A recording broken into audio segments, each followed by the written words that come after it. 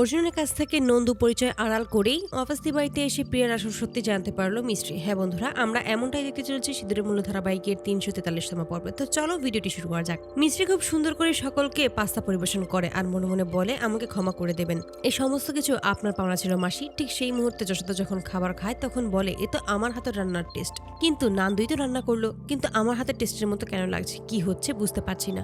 অপরদিকে সকলেই তখন পাস্তার প্রশংসা করে। ঠিক তখনই দেখা যায় অনামিকার অ্যালার্জি শুরু হয়ে যায়।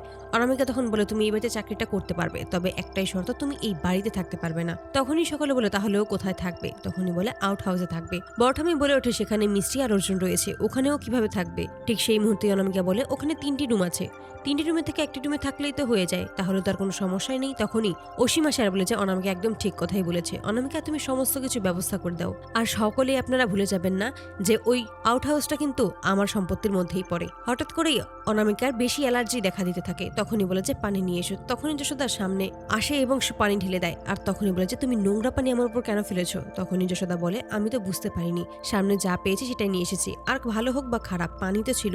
তারপরে অসীম ডক্টরকে ফোন করে এবং ডক্টর এসেই কিছু মেডিসিন দেয় আর সেটা খেলে অ্যালার্জি দূর হয়ে যাবে এমনটাই বলে। অনামিকা বলে ওঠে যে সমস্ত কিছু এই নান্দুই করেছে। বাড়ির সকলেই তখন বলে নান্দু কি করেছে? নান্দু কিভাবে জানবে যে তোমার কিসে অ্যালার্জি আর কিসে নয়? নান্দু তো আজকেই এই বাড়িতে এসেছে। ঠিক সেই মুহূর্তেই যশোদা বলে ওঠে আরে এরকমটা তো প্রিয়ার ছিল। এতে করেই প্রিয়া একটু ঘাবড়ে যায়। অনামিকা তখন নিজের কথাটাকে ঘুরিয়ে ফেলে আর বলেছে এরকমটা আমার প্রথমেই হয়েছে, এর আগে কখনোই আমার এমনটা হয়নি। তারপরেই মিষ্টি বরফ নিয়ে আসে আর বলে যে আপনি এটা লাগান, খুব আরাম পাবেন। মিষ্টি তখন কথায় কথায় বলে ফেলে আপনার তো মা বাবা নেই, অনাথ আশ্রমে বড় হয়েছেন। তখনই অনামিকা বলে ওঠে তুমি কিভাবে জানলে যে আমি অনাথ আশ্রমে বড় হয়েছি?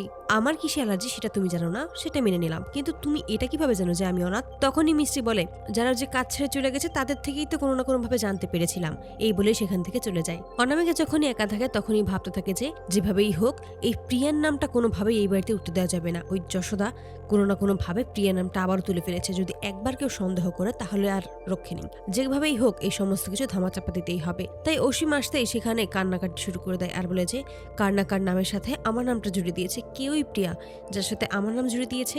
অপরদিকে দেখা যায় মিস্ত্রি আউট হাউসে আসতেই অর্জুন তার কাছে আসে। অর্জুনকে তখন বলে আপনার কি হয়েছে, আপনাকে এমন কেন লাগছে? অর্জুন তখন বলে তুমি কোথায় গিয়েছিলে, তুমি কেন ফোন ধরনি? তখনই মিষ্টি বলে যে এত কিছু না বলে আপনি সত্যি করে বলুন কি হয়েছে আপনার। তখনই অর্জুন সমস্ত কিছু জানিয়ে দেয়, অসীম তার সাথে কি ব্যবহার করেছে, তার থেকে ফাইল কেড়ে নিয়েছে। সবকিছু শুনে মিষ্টি তখন অর্জুনকে শান্ত করে আর বলেছে আপনি চিন্তা করবেন না, সমস্ত কিছু ঠিক হয়ে যাবে, আপনি নিজের যোগ্যতায় কাজ পাবেন। তখনই দেখা যায় যশোদা নান্দু বলে ডাকতে থাকে। ঠিক তখনই মিষ্টি ছুটে যায় বাইরে বেরিয়ে আসার। তখনই অর্জুন আটকে বলে তুমি কোথায় যাচ্ছ?